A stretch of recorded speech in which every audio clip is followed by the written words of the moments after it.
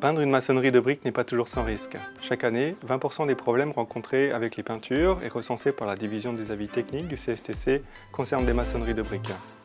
Sur ces supports, les causes de décollement peuvent être très diverses. Il peut s'agir par exemple de remontées capillaires ou d'efflorescence de sel.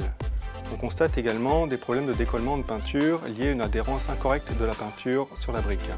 Et l'analyse de ces cas montre que les essais effectués sur site sont insuffisants pour effectuer une reconnaissance suffisante du support et identifier à l'avance des problèmes de décollement de peinture. Les briques disponibles sur le marché peuvent s'avérer très différentes les unes des autres. Elles peuvent être lisses ou structurées, être étirées ou être encore moulées à la main. Il existe également des briques dites à peindre, mais cette mention ne repose toutefois sur aucun critère ou déclaration de performance. Il est donc difficile d'identifier au préalable les briques pouvant être peintes de celles pouvant présenter un risque.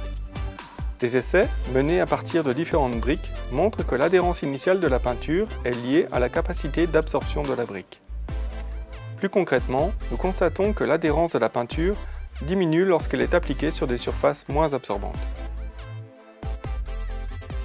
Afin d'aider les entrepreneurs, nous proposons un test réalisable sur chantier et visant à identifier, avant application des peintures, les surfaces pour lesquelles il existe un risque de manque d'adhérence et donc de décollement rapide de la peinture. Le test reste limité à la reconnaissance de la surface de la brique. Le test proposé vise à évaluer le comportement de la peinture en estimant la vitesse d'absorption de gouttes d'eau déposées à la surface de la brique.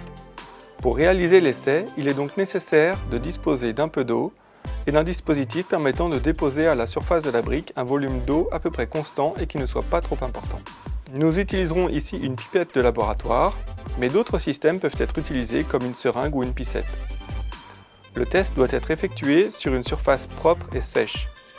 La goutte d'eau est ensuite déposée à la surface de la brique et le temps d'absorption est évalué. Pour les briques très absorbantes, l'absorption de la goutte d'eau est immédiate ou quasi immédiate.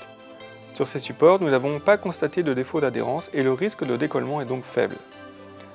Sur les surfaces très fermées, le temps d'absorption peut être de plusieurs minutes. Sur ces supports, nous avons constaté des manques d'adhérence avec la majorité des systèmes de peinture testés. Le risque de décollement est donc grand et nous déconseillons de peindre ces surfaces.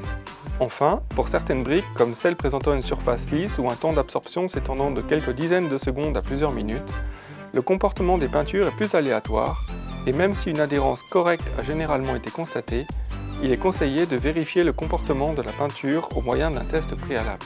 Nous avons réalisé ici l'essai en position horizontale, pour des raisons de facilité, mais celui-ci peut aussi être effectué sur un mur vertical, par exemple lorsqu'il n'y a plus aucune brique disponible.